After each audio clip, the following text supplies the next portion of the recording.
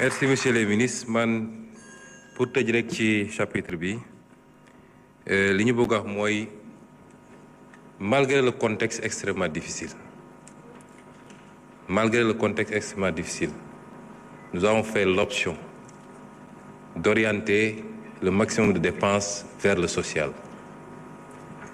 Def beaucoup de renonciations pour mun a soulager les Sénégalais. Le plan de redressement économique, les études qui ont été faites dafa démontrer ni effort bi ñuy laaj Sénégalais yi li plan de redressement économique investissement yi ñu ciy def li muy jur moo ëpp njëriñ foofu en termes de retombées économiques et sociales ba ci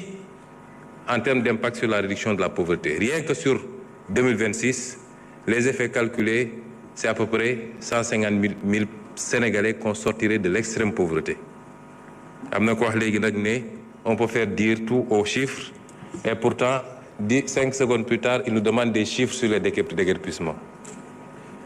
Comme on peut faire tout dire aux chiffres, il faut pas demander de chiffres. Kon les mesures yi ñuy jël soo seetee le presse li ñu orienté ci mesures sociales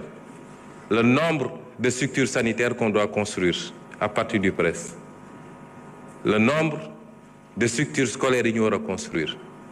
les efforts consentis pour la réduction parce que nee nañ dund gi dafa cher mais ñun bi ñu fi toogee léegi prix ceeb yokkuwul prix diwlin yokkuwul prix suukar yokkuwul te def nañu des baisses bi ñu fi toogee léegi et malgré la conjoncture te dina amaat yeneen baisse incha allah kon loolu li ma bëgg a wax sénégalais yi mooy jafe-jafe am na ci lu ñu donn waaye terewuñu saa su ne suñu première préoccupation bu ñu xëyee mooy naka la ñuy def ba malgré tout ñu gën a yombalal sénégalais mbir yi waaye nag aw askan goo gis tey mu nekk dans l'aisance bëgg naa kenn ku nekk si yéen de temps en temps guddi balaa muy tudd rek na dugg YouTube mu tàppe Chine révolution chinoise wala mu tàppe Singapour wala mu tàppe Malaisie wala fu mu munti tàppe rek mu déglu mu xool le changement structurel des sociétés du lu yomb bi may nekk opposition je disais il faut qu'il y ait une génération avec une masse critique qui accepte de se sacrifier pour ëllëgu réew mi mënul yombee noonu et nous en tant que leader politique parce que dafa am loo xam ne ci leadership politique la bokk mooy nga mën a ànd ak saw askan Churchill bañ ko nommé premier ministre la leen wax digguma leen lu dul ñaq ak deret parce que pleine guerre la woon nga wax loolu sa askan waaye homme politique boo xam ne da ngay bëgg a nëbb askan wi dëgg bi ak situation bu nekk mooy andi nag bëgg lu fees bëtu nit ñi nga dem di wër di leb di ko làq ba mu andi ñu fii dañu toll moment choix où le peuple sénégalais doit choisir ban type de leadership la bëgg ku koy wax dëgg même bu dee jafe naa dégg ne ko nag kaa ñu ànd uti solution te soxlawu ma ci jara du am luy dugg sama poos du am lu may ràndal wala koo xam ne day ñëw ne ko ëllëg ma andil la jant bi ndax looloo fi jóge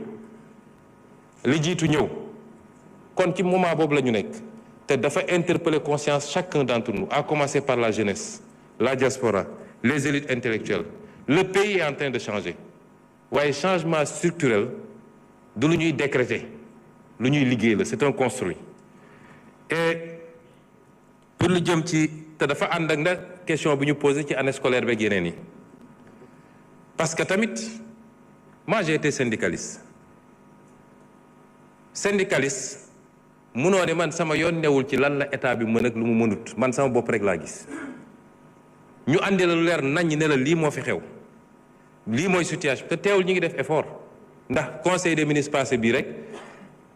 problème décisionnaire rek nañ ci acte c'est combien de milliards bu ñu consentir l'État fera tout ce qu'il peut mais autant ñun on fait l'effort d'écouter de comprendre et de faire des ajustements autant on l'attend de tous les partenaires lu ko may rek ci bras de fer lañ jëm l'État ne peut pas donner ce qu'il n'a pas c'est pas seulement les enseignants lañu la état di gérer. Peut-être c'est 80 000 enseignants ou peut-être 20 000, je ne sais pas. C'est pas seulement le secteur de la santé, mais mbay maa ngi fi, càmm gaa ngi fi, transport baa ngi fi, université gaa ngi fi. Tous ces gens-là, il faut qu'on fasse face pour les aider dans un contexte boo xam ne nëbb nañu bor ba mu mat li mu mat. ñu war a am ambition ramener le déficit d'ici 2026 2027 à 3%. 13% lañ ko fekkoon. ñu nekk ci consolidation budgétaire mais loolu nit ñi war nañoo mën a déggu suñuy argument ñu nëbbuñu dara. On a fait le pacte de stabilité toog ak syndicaliste yi teg lépp sur la table et ce que je redis chaque fois gis nga richesse balaa nga koy séddale da nga koy créer ba pare. Père de famille bu bëgg a jënd kër Almadi pour ay doomam bu ko liggéeyul ba yor ko du ko jënd.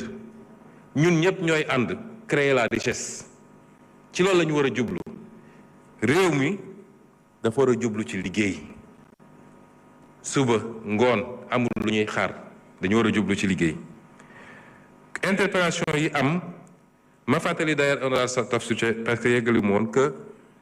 c'est le 1er décembre 2024 la bind ministre des finances pour ne ko